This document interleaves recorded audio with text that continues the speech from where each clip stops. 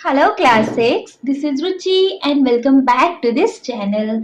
बच्चे आज इस वीडियो में हम देखेंगे पेज नंबर 32 पे एक नया कंसेप्ट है विच इज 2.9 कंसेप्ट के नंबर है which is measuring angles. Angle को किस टाइप से मेजर किया जाता है, ठीक है। अच्छा, इससे पहले हमने कुछ एंगल्स के टाइप्स पढ़े थे। एक्यूट क्या होता है, राइट क्या होता है, ऑब्ट्यूज क्या होता है, स्ट्रेट क्या होता है, ये सारी चीजें हम अभी तक जान चुके हैं, है ना। ठीक है, अब मेजरिंग एंगल्स मतलब कि एंगल्स को मेजर करना आप समझते हो। जैसे कि मैंने कहा कि मेरे पास ये दो लाइंस हैं, है ना। तो मैं आपसे कहूं कि बताओ इन दोनों में से कौन सी लाइन बड़ी है। आप बोलोगे मैम क्लियर दिखाई दे रही है, सेकंड नंबर की लाइन सबसे बड़ी है इन दोनों में से, ठीक है। और अगर मैंने आपसे इतना पूछ लिया कि बताइए अगर बड़ी है तो फिर कितनी बड़ी है, तो अब मैम तो अब नहीं पता तो फिर कितना बड़ी है ना जी। अगर जैसे मैं कहूं कि बच्चे ये एंगल बड़ा है या ये एंगल बड़ा है, ये वाला एंगल बड़ा है अदरवाइज ये वाला एंगल बड़ा है, आप क्या बोलोगे मैम सेकंड वन इज ये वाला एंगल बड़ा है। बताओ कितना बड़ा है ना, बताओ कितना बड़ा है। जैसे कि मैंने आपको बोला कि ये लाइन 4 सेंटीमीटर की है, ये लाइन 6 सेंटीमीटर की है। आप बता दोगे मैम 6 सेंटीमीटर की लाइन बड़ी है, 2 सेंटीमीटर एक्स्ट्रा बड़ी है, बता दिया, है ना। तो हमने यहाँ जब मेजरमेंट यूज किया तो आप एग्जैक्ट बता पाए कि ये लाइन अगर बड़ी है तो कितनी बड़ी है ना। तो है ना फिर मेजरमेंट यूजफुल। और देखो मेजरमेंट तो कितना यूजफुल है कि यहाँ मेजरमेंट पे हमें लाइन भी ड्रॉ करने की जरूरत नहीं है। मैं आपको ओरली बोलूं, एक लाइन है मेरे पास 2 सेंटीमीटर की, एक लाइन है मेरे पास 5 सेंटीमीटर की, बताइए which one is bigger. Clear बता दोगे मैम 5 सेंटीमीटर की लाइन बड़ी है ना।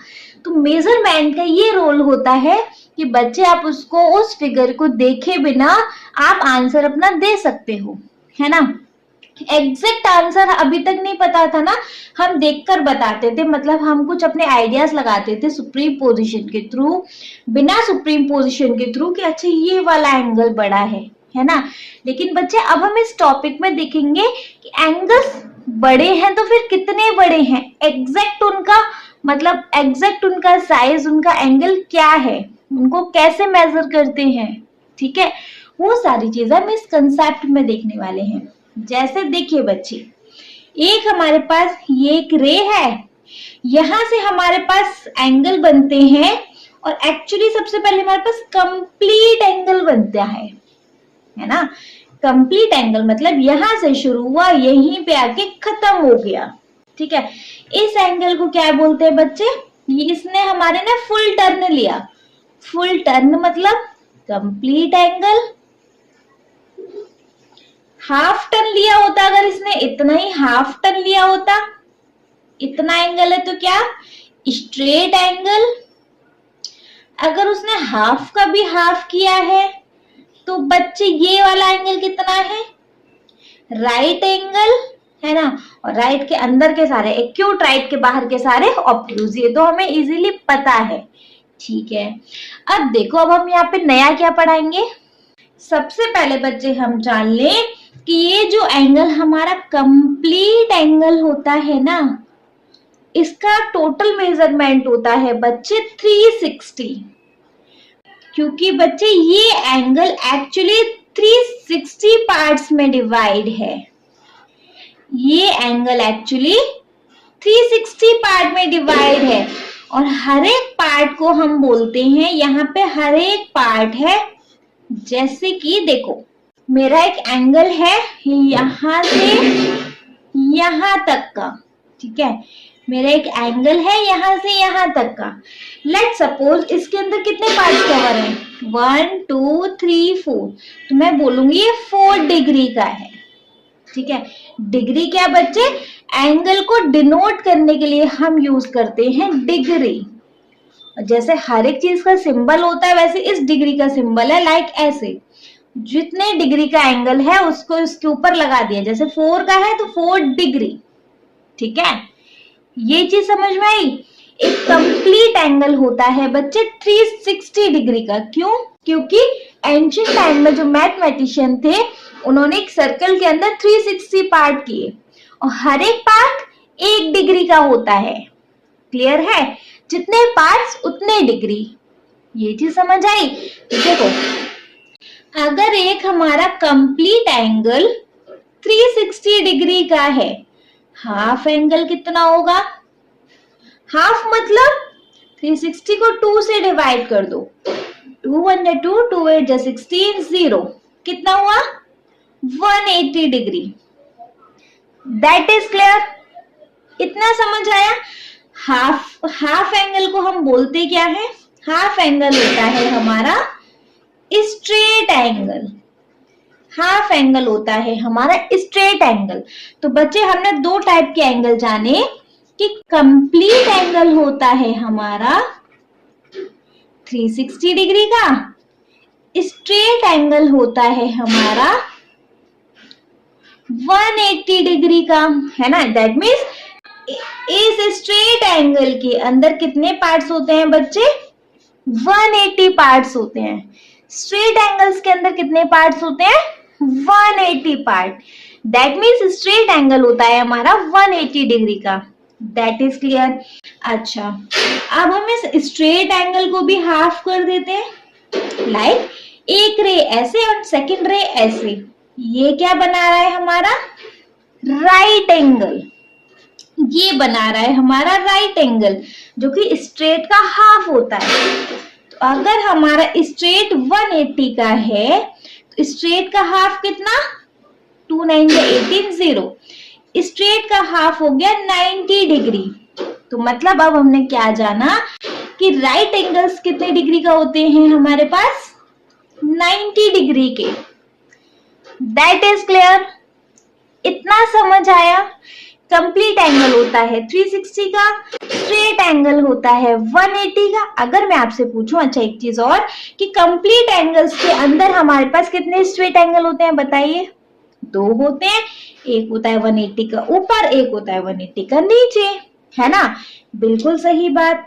अगर मैं आपसे पूछूं कि कंप्लीट एंगल्स के अंदर कितने राइट एंगल होते हैं, देखो, 1 right angle, 2 right angle, 3 right angle and 4 right angle. Clear? 4 right angle होते हैं, मतलब कि 360 को अगर हम 4 से डिवाइड करें बच्चे, 4 9 जा 36, तब भी 90 डिग्री आएगा, है ना? कंप्लीट एंगल के अंदर 4 राइट एंगल्स होते हैं। ठीक है, तो यहां से हमें एग्जैक्ट कुछ एंगल्स का तो मेजरमेंट मिल गया। Complete angle 360 degree, straight angle 180 degree, right angle 90 degree. इतना समझ आया? इतने में किसी को कोई डाउट? ठीक है। एक्यूट और ऑब्ट्यूज की बात रही, तो एक्यूट ऑब्ट्यूज तो बच्चे डिफर होते रहते हैं। जो 0 से 90 के बीच में आएंगे, यहाँ देख लो। अब एक्यूट एंगल कौन से होते हैं? जो यहाँ से राइट एंगल मतलब 90 के बीच में आ रहे हो, यहाँ 0 रहता है ना? एक्यूट एंगल मतलब बच्चे जो 0 से 90 डिग्री के बीच में आ रहे हैं। ऑब्ट्यूज एंगल क्या होते हैं? जो कि 90 से 180 के बीच में आते हैं। कुछ मेजरमेंट्स आ रहे हैं, तो अब हमारे पास कुछ एंगल्स के मेजरमेंट है बच्चे। डिग्री मतलब उतने इक्वल पार्ट्स। ठीक है, अभी हम इसको जब भी बुक का थ्योरी समझेंगे वहां मैं और अच्छे से क्लियर करूंगी। ठीक है, यहां से अब हमने बच्चे एग्जैक्ट कुछ मेजरमेंट्स मिल गए। लाइक कंप्लीट एंगल कितने डिग्री का होता है? 360, मतलब इसके अंदर 360 इक्वल पार्ट्स होते हैं। स्ट्रेट एंगल कितने डिग्री का होता है? 180 डिग्री का, मतलब इसके अंदर 180 पार्ट होते हैं। कंप्लीट एंगल का हाफ होता है। कंप्लीट एंगल को हम बच्चे फुल टर्न भी बोलेंगे और स्ट्रेट एंगल को हम हाफ टर्न भी कह सकते हैं। ठीक है, फुल टर्न पूरा टर्न ले लिया, कंप्लीट एक एंगल बना लिया, ऐसे भी समझ लेंगे। राइट एंगल 90 डिग्री का होता है। एक्यूट एंगल जो 0 से शुरू होते हैं और 90 तक के बीच के एंगल हैं। फाइन। ऑब्ट्यूज एंगल मतलब 90 से, मतलब राइट एंगल से थोड़े बड़े खिसकेंगे और स्ट्रेट से थोड़े छोटे होंगे, मतलब 90 डिग्री और 180 डिग्री के बीच के एंगल्स होते हैं। इतना अच्छे से क्लियर हो रहा है? इतने में किसी को कोई डाउट? नहीं है तो बच्चे अब देख लेंगे हम अपना बुक का theory. We have seen how to compare two angles, but can we actually quantify how big an angle is using a number without having comparing it another angle? बच्चे देखिए, अभी तक हमने दो एंगल्स को कंपेयर करना जाना था, दो एंगल को सामने रख दिया, बताया कि कौन सा बड़ा है कौन सा छोटा है, ठीक है। लेकिन अगर मैं यहाँ कहूँ कि मैं नंबर के थ्रू हम कंपेयर कर सकते हैं क्या, कि कौन सा बड़ा है कौन सा छोटा, बिल्कुल कर सकते हैं। नंबर से तो एग्जैक्ट हमें उसका मिल जाएगा, साइज वगैरह क्या है उसका, है ना जी। We saw how various angles can be compared using a circle. हमने देखा कि हम अलग अलग एंगल्स को सर्कल की हेल्प से कैसे कंपेयर करते हैं, देखा था ना हमने लास्ट एक वीडियो में, ठीक है। Perhaps a circle could be used to assign measure for angle. तो क्या शायद सर्कल हमारा एंगल्स को मेजरमेंट करने के लिए भी यूज होता है ना, ठीक है। To assign precise measure to angle, mathematician came up with an idea. They divide the angle in the center of the circle into 360 equal angles of part. ठीक है, तो इस सर्कल को लेकर एक मैथमेटिशियन, मतलब एक नहीं जितने भी होंगे उतने कुछ मैथमेटिशियन के माइंड में एक आइडिया आया कि हम सर्कल के सेंटर से क्यों ना ऐसा करें कि यहाँ से हम एंगल्स को मेजर करने का कोई रास्ता निकाले। तो उसने सर्कल के सेंटर से 360 इक्वल एंगल्स कर दिए, एंगल कर दिए या पार्ट कर दिया, आप ऐसे समझ लो कि 360 इक्वल पार्ट्स में ही एक सर्कल को डिवाइड कर दिया गया। हर एक पार्ट 1 डिग्री का एंगल या एक पार्ट 1 एंगल, ऐसे समझ लो। The angle measure of each of these unit part is 1 degree, which is written as 1 degree. Her part 1 degree का रहेगा, जिसको कि हम ऐसे लिखेंगे 1 डिग्री के फॉर्म में, यहाँ डिग्री बना के भी दिखाया है। This unit part is used to assign measure to any angle. ये जो यूनिट पार्ट है वो किसी भी एंगल के मेजरमेंट को डिफाइन कर सकता है। The measure of an angle is the number of 1 degree. Unit part it contain inside it. For example, see the figure. देखो, एक रे स्ट्रेट है, फिर एक दूसरी रे है। अब इन दोनों रे के बीच में बच्चे कितने पार्ट्स हैं? 30 पार्ट्स हैं। That means ये क्या है? 30 यूनिट्स हैं। अब 30 यूनिट्स कह लो, 30 पार्ट्स कह लो, या फिर आप कह सकते हो बच्चे कि ये एंगल हमारा 30 डिग्री का है। That is correct. इतना ठीक है, fine. It contains 30 units of one angle, so we have to say that its angle measure is 30 degree.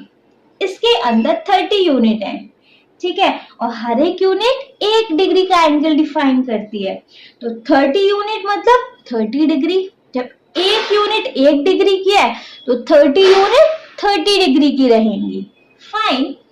Now next one is what is the measure of straight angle in degrees? बच्चे वो हमने आपको अभी बता दिया कि straight angle कितने degree का रहेगा, बताइए कमेंट सेक्शन में बताना। मैं इधर आंसर नहीं कर रही हूँ, अभी 2 मिनट पहले मैंने आपको आंसर करके दिया कि स्ट्रेट एंगल का मेजरमेंट क्या होता है, ठीक है। A straight angle is half of a full turn. एक स्ट्रेट एंगल फुल टर्न का हाफ होता है। क्लियर समझा के आ रही हूँ अभी। As a full turn is 360 degree, a half turn is 180 degree. अगर हमारा फुल टर्न को क्या बोलेंगे? Complete angle. तो फुल टर्न अगर हमारा कंप्लीट एंगल अगर हमारा 360 का है तो हाफ टर्न कितने का होएगा? हाफ टर्न मतलब स्ट्रेट एंगल, तो स्ट्रेट एंगल होगा बच्चे हमारा 180 डिग्री का। क्लियर है? ठीक है। What is the measure of right angle in degree? Right angle मतलब स्ट्रेट एंगल का हाफ कर दो, है ना।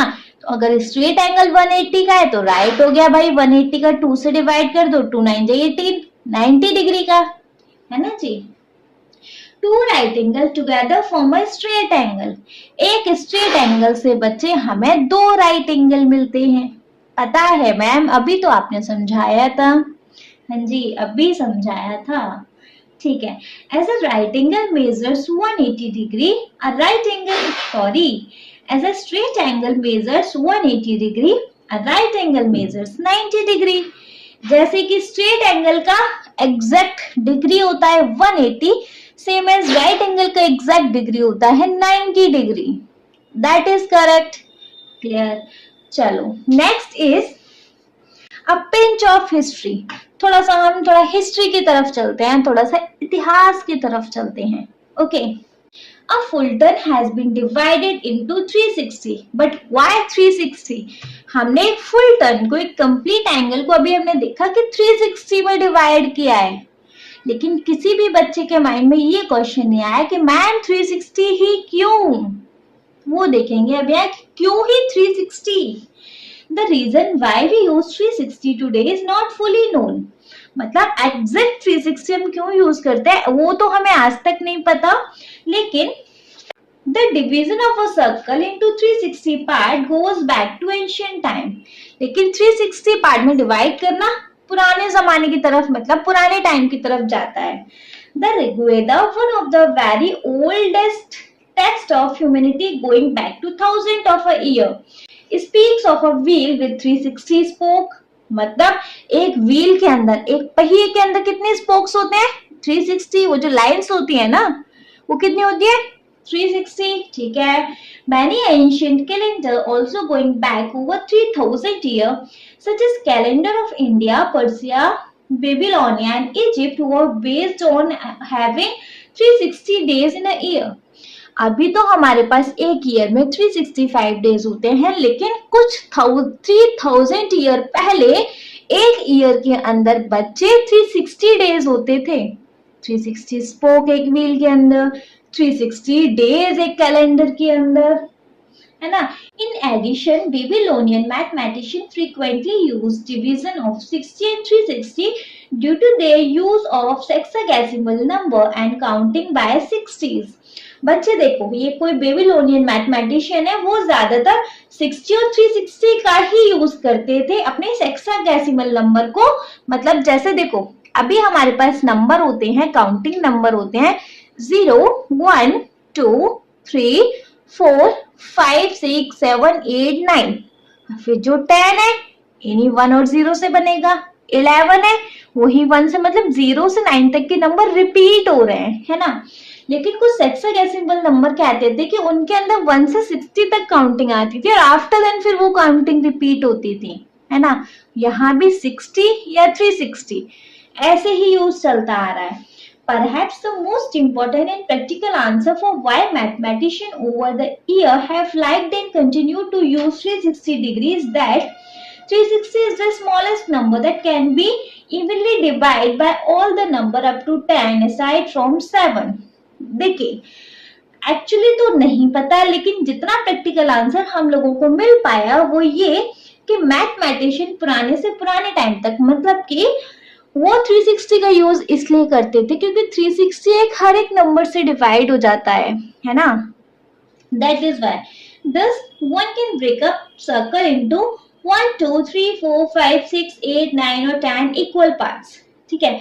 जैसे कि एक सर्कल को इन्होंने नीचे फिगर में भी दिया हुआ है 1, 2, 3, 4, 5, 6, 8, 9 और 10 इक्वल पार्ट्स में डिवाइड किया. Fine, and still have a whole number of degree in each part. Note that 360 is also evenly divisible by 12. 360 12 से भी डिवाइड हो जाता है. The number of month in a year, जो कि 12 हमारा एक ईयर के मंथ्स के इक्वल है. ठीक है. And by 24 the number of hour in a day, और 24 जो कि हमारे दिन के आवर होते हैं. ठीक है. These facts all make the number 360 very useful. इसीलिए भैया 360 को इतना बार बार कॉल आउट किया गया है. ठीक है. The circle has been divided into 1, 2, 3, 4, 5, 6, 8, 10, 9, 10, 12 parts below. What are the degree measure of resulting angles? Write degree measure down near the indicate angles. अब देखिए बच्चे, यहाँ कुछ एंगल्स हैं, इनकी क्या डिग्री रहेगी. जैसे हमारे पास एक एंगल है जो कि इसका फुल टर्न है. बताओ कितने डिग्री का है? मैम फुल टर्न वाला एंगल तो 360 का होता है. ठीक है जी. अब हमारे पास इसके अंदर एक लाइन दे दिया गया, मतलब इसको टू पार्ट्स में डिवाइड कर दिया गया, तो बताइए ये एंगल कितने का होगा? जितने पार्ट्स में डिवाइड कर दिया उतने का एंगल होगा। टू पार्ट्स में डिवाइड कर दिया तो 2 1 या 2, 2 8 या 16 एंड 0 हो गया जी 180 डिग्री का एंगल। डिग्री तो लगा दें, है ना। 180 डिग्री का एंगल कौन सा होता है? Straight angle. Clear. Next angle आया हमारे पास जिसके अंदर 3 इक्वल पार्ट्स किए गए। बताओ जी एक एंगल कितने का टोटल होता है? 360 डिग्री का एंगल। उसके 3 पार्ट्स कर दिए गए तो एक एंगल हो गया हमारा 3 1 जा 3, 3 2 जा 6 एंड 0। एक एंगल हो गया हमारा 120 डिग्री का।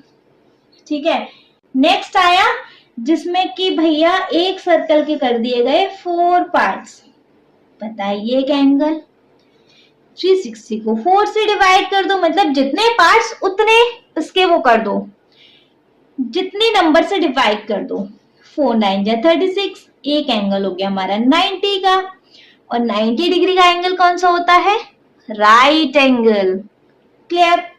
नेक्स्ट वन इज, मैं ओरली समझा दूं। नेक्स्ट है बच्चे जिसमें एक सर्कल को डिवाइड कर दिया गया है 5 इक्वल पार्ट्स में। 360 को 5 से डिवाइड कर दो, है ना, हमारे पास आंसर आ जाएगा। नेक्स्ट वन इज कि एक सर्कल को डिवाइड किया गया है 6 पार्ट्स में, तो 360 को 6 से डिवाइड करके आंसर मिल जाएगा। नेक्स्ट पार्ट है जिसमें एक सर्कल को डिवाइड किया गया है 8 पार्ट्स में। 360 को 8 से डिवाइड करेंगे। नेक्स्ट सर्कल में 9 पार्ट्स में डिवाइड किया गया है, तो भाई 360 को 9 से डिवाइड करेंगे। एंड एक सर्कल में बच्चे हमारे पास 10 से मतलब 10 पार्ट्स हैं, तो मतलब उसको कि 10 से डिवाइड कर देंगे। ठीक है, समझ में आ गया। इससे हमारे पास कुछ डिग्रीज के एंगल मिल जाएंगे। ठीक है, यहाँ देखो एक 7 छोड़ के ये जो 360 का नंबर है सबसे डिवाइड हो रहा है, समझ रहे हो आप। इसीलिए 360 डिग्री ही लिया गया है, इसीलिए यहाँ 360 नंबर लिया गया है कि 7 छोड़ के हर एक नंबर से डिवाइड हो रहा है। 1 से 2 से 3 से 4 से 5 से 6 से 7 से नहीं हो रहा है, 8 से 9 से एंड 10 से। 10 के बाद तो हमारे पास काउंटिंग फिर से स्टार्ट हो जाती है ना जी। समझ में आ गया। तो ये था बच्चा इतना इंट्रोडक्शन। नेक्स्ट कंटिन्यू करेंगे हम इन द नेक्स्ट वीडियो। समझ आया?